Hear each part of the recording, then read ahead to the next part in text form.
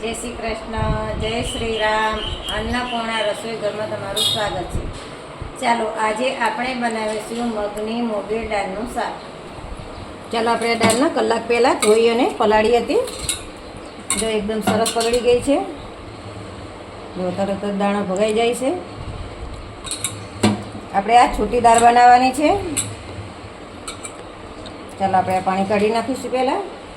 ચાલો શાક વઘારવા માટે આપણે પહેલાં તેલ લઈશું. 2 મોટી ચમચી જેટલું આપણે તેલ લેવાનું છે.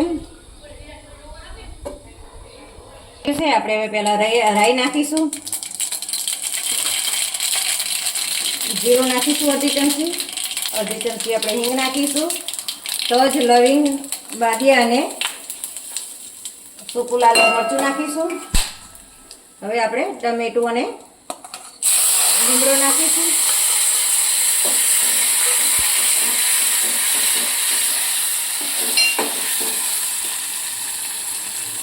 આદુ, મરચાં અને લસણની પેસ્ટ નાખીશું આપણે 1 ચમચી. આને સાતળશું થોડીક વાર.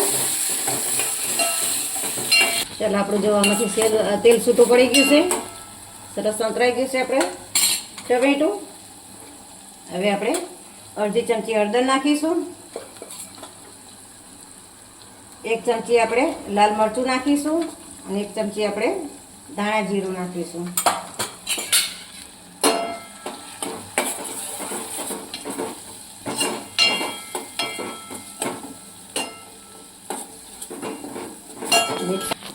ચાલો આપણા મસાલા ટમેટામાં સરસ મિક્સ થઈ ગયા છે.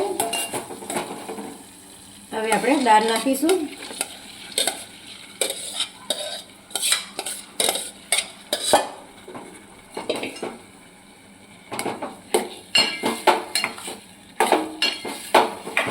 આ રીતે આપણે મિક્સ કરી દઈશું બધું. આપણે 2 મિનિટ માટે આ રીતે ઢાંકી અને આમાં મસાલા ભરવા દઈશું.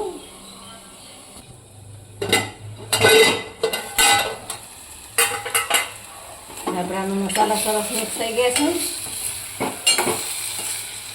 હવે આપણે આમાં 1.5 વાટકી આપણે દાળ લીધી હતી, તો આપણે 1.5 વાટકી જેટલું પાણી નાખવાનું છે, કારણ કે આપણે આ દાળ છૂટી બનાવવાની છે.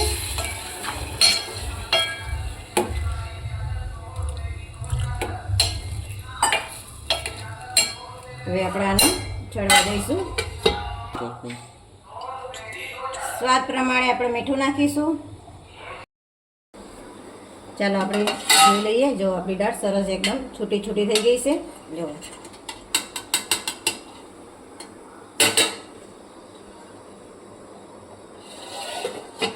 આપણી આ દાળ ન થતાં 5 થી 7 મિનિટ જેવું થયું છે.